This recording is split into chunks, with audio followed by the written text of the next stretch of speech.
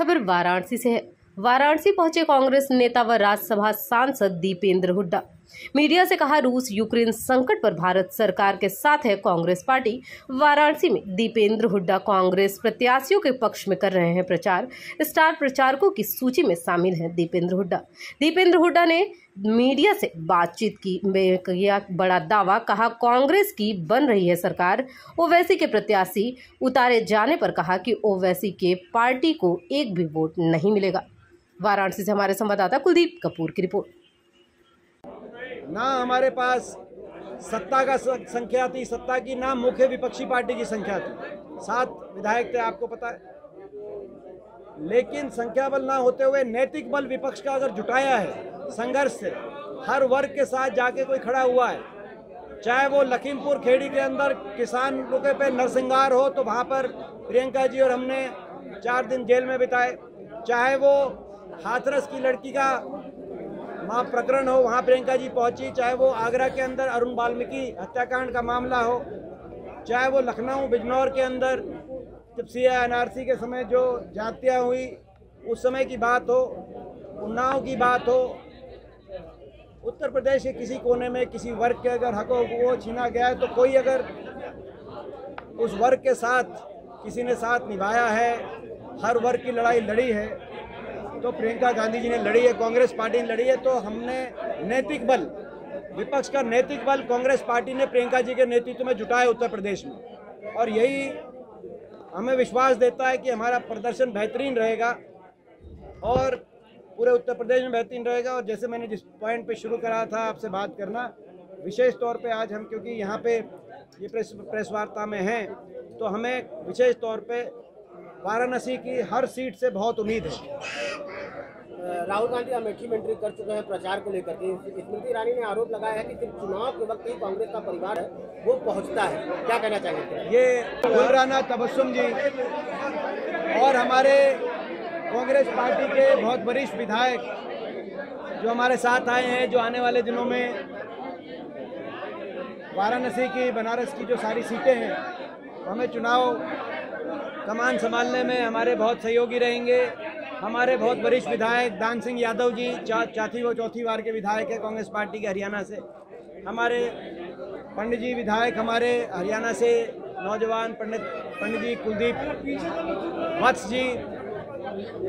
आज हमने यहाँ पे चुनाव कार्यालय का जो एक शुरुआत करी है, पूरी पार्टी एकजुटता से, सारे जो हमारे पार्षद हैं वो यहाँ उपस्थित हैं, सारे पदाधिकारी उपस्थित हैं, हमारे पूर्व जिलाध्यक्ष भी उपस्थित हैं, हमारे नगर अध्यक्ष भी अभी आपके बीच में थे, शायद अभी गए हैं लोगों को चुप कराने के लिए। तो सारी पार्टी आप एकजुटता से आप देख रहे हैं और हम एकजुटता से लड़ेंगे। हमें उम्मीद है कि बनारस की, वाराणसी की अधिकतर सीट कांग्रेस पार्टी जीतेगी। और यहाँ जहाँ तक इस विधानसभा क्षेत्र की बात है, गुलराना जी का एक परिवार की एक पृष्ठभूमि रही है। आप सब जानते हैं किस प्रकार से एक ईमानदारी का कार्यकाल रहा। अनिसुर जी का, शफीउर रहमान जी का, शफीउर रहमान अंसारी जी का, एक ईमानदारी के प्रतीक के रूप में उनको जाना गया। एक लंबे समय तक उन्होंने इस क्षेत्र की सेवा करी, लेकिन फिर भी उनका जो सादगी भरा जीवन रहा, उसका उदाहरण पूरे बनारस में लिया जाता है। जब मैं स्वयं स्क्रीनिंग कमेटी में, जो हमारी 3 सदस्यीय कमेटी यूपी में गठित की गई थी, मेरी जिम्मेदारी लगी थी यहाँ पे, तो उस समय जब मैं आया था यहाँ पे, सारे सबसे बात कर रहे थे, तो सबने इस बात को, चारों ओर से चौतरफा ये बात आई। तो ये एक लंबा जीवन जन सेवा में, क्षेत्र की सेवा में लंबा अपना राजनीतिक जीवन लगा देना और उसके बाद भी इस तरह की इमेज बरकरार रखना एक बहुत बड़ी उपलब्धि है। उसी बात को, उन्हीं संस्कारों को आगे लेके जा रही हैं गुलराना जी, जो कि हमारी प्रियंका जी ने जो नारा दिया है, लड़कियों लड़ सकती हूँ, उसकी भी प्रतीक है।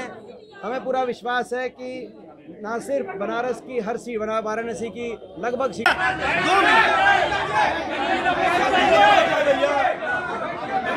यहाँ पर 16,000 हमारे विद्यार्थी फंसे हुए हैं। उन विद्यार्थियों को सुरक्षित, आज जो अभी एम्बेसी ने एक भारतीय एम्बेसी यूक्रेन ने एक जो अभी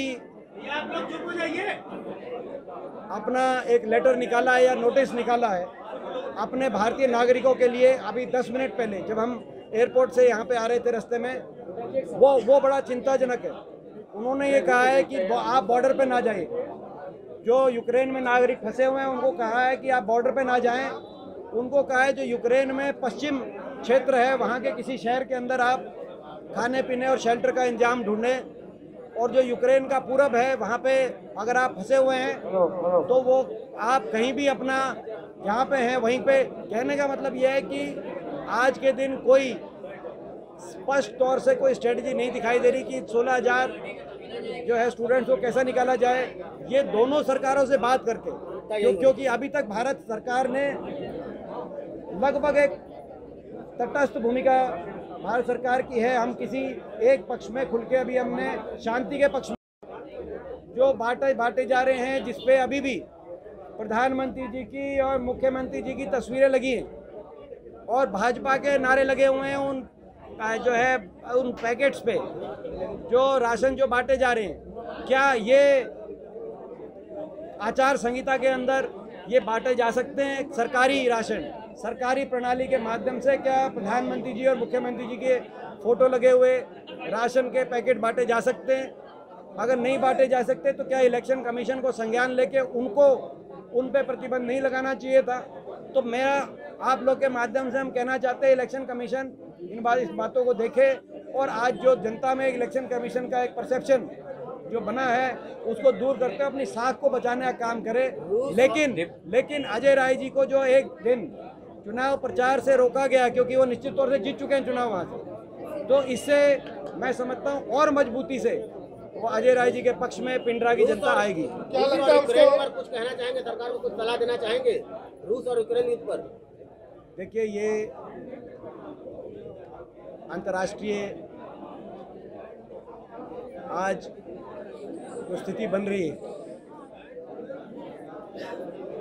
भारत सरकार को उस पर संज्ञान लेना चाहिए। भारत दुनिया की बड़ी शक्तियों में से एक है और सिद्धांतों के आधार पर भारत सरकार अपना स्टैंड ले, भारत के हितों को देखते हुए सरकार स्टैंड ले किस प्रकार का और एकजुटता से देश, क्योंकि कई मुद्दे ऐसे रहते हैं जो राजनीति से ऊपर होते हैं। जब इस प्रकार के विश्व के अंदर समीकरण बने तो जो भी स्टैंड लिया जाए भारत सरकार का, हम भारत सरकार पूरा देश एकजुटता से एक स्वर में हम उसके स्टैंड के साथ होंगे। लेकिन सबसे बड़ा था जब बिजनौर में, लखनऊ में, CNRC में जो जातिया हुई तो पहुंचा आंसू पोंछने। वो कौन सा उत्तर प्रदेश का नेता था जो हाथरस की लड़की के साथ, हमारी जो हाथरस में एक दलित लड़की के साथ जो इस प्रकार से जिसने पूरे देश की आत्मा हिला दी, उस समय आंसू पोंछने कौन पहुंचा उनके परिवार? वो कौन था जो लखनऊ में अरुण वाल्मीकि हत्याकांड के समय जो कस्टोडियन डेथ का एक ऐसा उदाहरण है जो सुप्रीम कोर्ट भी उस उदाहरण को जो है ले रही है कि ऐसा नहीं होना चाहिए। वो कौन सा नेता था जो लखीमपुर खेड़ी के अंदर जब 8 किसानों को रौंद दिया गया एक मंत्री के नाम गाड़ी से, और मंत्री के बेटे मुख्य आरोपी हैं। मंत्री अभी भी आज भी बने हुए हैं देश के मंत्रिमंडल में। कौन पहुंचा? और कोई किसने केवल लखनऊ से प्रेस कॉन्फ्रेंस करके विपक्ष की काम के खानापूर्ति करी? प्रियंका जी पहुंची।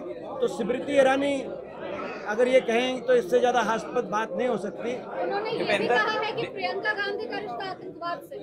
वो कुछ भी कह सकती हैं, उनको स्वतंत्रता है, क्योंकि स्वतंत्रता इसलिए है क्योंकि आज के दिन इलेक्शन कमीशन, हम ज़्यादा नहीं कहना चाहते, लेकिन इलेक्शन कमीशन किस प्रकार से, किस रूप में जो है आज इलेक्शन कमीशन के सामने बड़ी चुनौती है, अपनी साख बचाने की चुनौती है। हम इलेक्शन कमीशन को कहना चाहते हैं आप लोगों के माध्यम से अपनी साख कुछ तो बचाएं, क्योंकि आज देश के लोगों में एक परसेप्शन बन रहा है, देश के लोगों में ऐसा परसेप्शन बन रहा है कि कहीं ना कहीं इलेक्शन कमीशन सरकार के दबाव में चल रहा है, जिसमें ताज़ा उदाहरण जो कल हुआ, आज हमारी बड़ी सभा पिंडरक विधानसभा क्षेत्र में अजय राय जी हमारे वहाँ से प्रत्याशी नहीं होने वाले विधायक पिंडरा, वहाँ से वो जीत रहे चुनाव। आप चेक करें, आपको पता है आज बहुत बड़ी सभा होनी थी हमारी, आज उस सभा के लिए हम आए थे, लेकिन वो सभा कैंसिल हुई। सभा कैंसिल क्यों हुई? आपने देखा इलेक्शन कमीशन ने बिना नोटिस दिए, बिना बात पूछे उन्होंने एक कार्रवाई कर दी एक तरफा। नहीं तो जवाब तलब किया जाता है, कोई भी फैसला सुनाया जाता है, किसी भी कानून की प्रक्रिया, कानून का तकाजा है कि कम से कम जवाब मांगा जाए, सारी बात तथ्य समझ के ही फैसला लिया जाए। लेकिन क्योंकि अजय राय जी चुनाव में इतने आगे निकल चुके थे, मुझे लगता है कहीं ना कहीं उस वजह से, और कार्रवाई तो उन पे होनी चाहिए थी। हुड्डा जी, चार चरणों के विधानसभा चुनाव हो चुके हैं, 232 सीटों में से कांग्रेस पार्टी का क्या स्टैंड है? देखिए, मुझे ये तो पता नहीं कि योगी जी क्या कह रहे हैं, लेकिन योगी जी की सरकार को प्रियंका गांधी जी का संघर्ष डुबाने जा रहा है, ये निश्चित है। उत्तर प्रदेश में